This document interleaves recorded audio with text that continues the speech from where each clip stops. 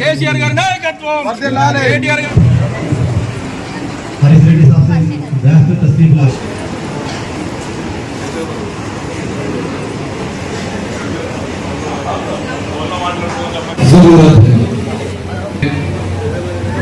मक्का मस्जिद के खतीब इमाम हजरत मौलाना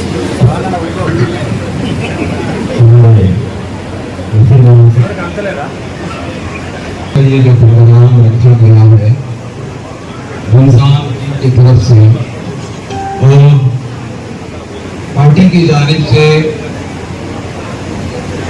VHR फाउंडेशन के इंचार्ज रामू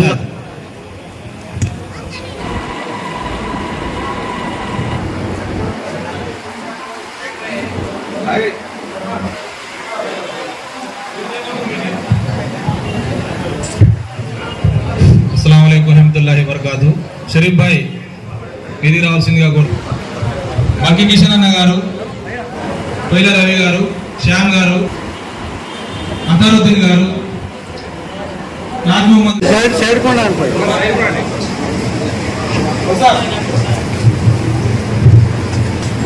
గట్టిగా చప్పట్లతోటి వాళ్ళ హరీష్ రెడ్డి గారికి ధన్యవాదాలు విషయంలో ప్రోత్సహించుకుంటూ దానికంటే ఎక్కువ ఇక్కడ ఉంది ఎవరు టెన్షన్ పడద్దు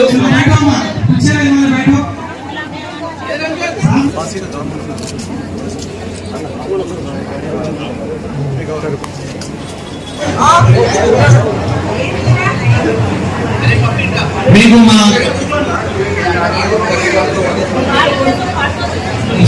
మహిళలు పంపినాక 5 మొగలం పంపు మీరు కూడా ఇక్కడికి లైన్ ద్వారా రావాలి దయచేసి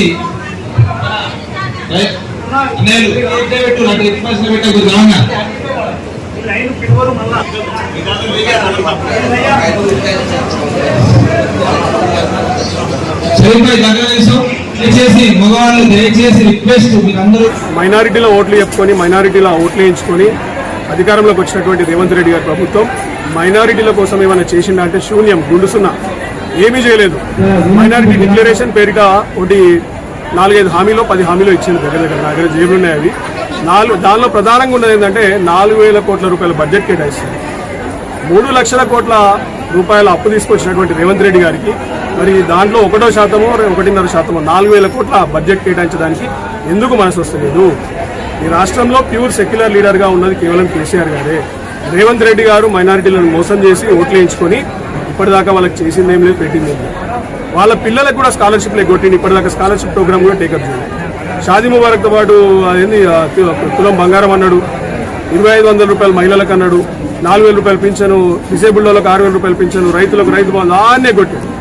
ఆఖరికి రైతులకు కూడా ఇలా నాట్లకు వేయాల్సినటువంటి రైతు బంధు కోతలకు వచ్చే టైంకి ఇవాళ దాకా కూడా రైతు బంధు రాకపోయింది. అంటే రాష్ట్రంలో పరిపాలన చాలా దరిద్రంగా దారుణంగా తయారైంది. మరీ ముఖ్యంగా మైనారిటీలు మాత్రము అట్టడుగున పడేసి వాళ్ళని అన్యాయంగా వాళ్ళని గోసముచ్చుకుంటున్నారు. ఏ ఒక్క కార్యక్రమం టేకప్ చేస్తున్నాడు. అలాగే ఇక్కడ స్థానికంగా ఉన్న ఎమ్మెల్యే మక్కాన్ సింగ్ గారు కూడా ఆయన గురించి రాష్ట్రం ఒక చరిత్ర అవుతుంది. ఏం చేసిండు ఇక్కడ? ఏమనంటే దుకాణాలు కూడా కొట్టుడు, ఇండ్లు గుళ్ళు కొట్టుడు, బూడిద దందా వేసుడు, ఇసుక దందా వేసుడు, పైసలు సంపాదించడం అడ్డగోలుగా ఇక్కడ ఉన్నటువంటి పేద ప్రజల దుకాణాలు గులగొట్టి వాళ్ళ జీవితాలను ఆగం చేసింది. దాంట్లో 30-40% మరి మైనారిటీలకు చెందినటువంటి దుకాణాలు. వాళ్ళకి కనీసం ₹1 ఇలా సాయం చేసిండా, సేవ చేసిండా? అడ్డగోలుగా 100 కోట్లు సంపాదిస్తున్నాడా బూడిద దందా. ఇలాంటి దాకా ఒక కార్యక్రమం చేయడు మైనారిటీల కోసం. వాళ్ళకి ఎటువంటి సేవా కార్యక్రమాలు చేయడు. వాళ్ళని కేవలం ఓట్లంటే ఒక ఓట్ల మిషన్ లాగా వాడుకుంటున్నారు కాంగ్రెస్ పార్టీ. ఇక బీజేపీ గురించి మనం చెప్పాల్సిన అవసరం లేదు. సో నేనేం చెప్తున్నా అంటే ఇప్పటికైనా మైనారిటీలకు ఇచ్చినటువంటి హామీలని ఖచ్చితంగా ఈ ప్రభుత్వం నెరవేర్చాలి.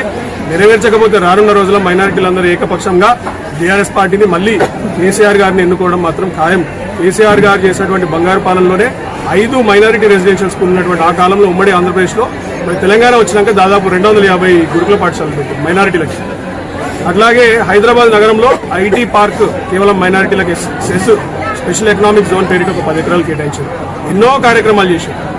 ఏ ఒక్క కార్యక్రమం కూడా ఈ ప్రభుత్వం ఇప్పటిదాకా కంటిన్యూ చేస్తలేదు. కాబట్టి ఇప్పటికైనా బుద్ధి తెచ్చుకొని రేవంత్ రెడ్డి గారు, మక్కాన్ సింగ్ గారు, ప్రతి ఒక్క ఎమ్మెల్యే కాంగ్రెస్ పార్టీతో ఎన్నుకోబడినటువంటి అందరూ కూడా మైనారిటీలను విస్మరించకండి. విస్మరిస్తే వాళ్ళు మీ తోలు తీస్తారు. రేవంత్ రెడ్డి భాషలో చెప్తున్నా, వాళ్ళు మీ ఈపు సిద్ధపడి చేస్తారు.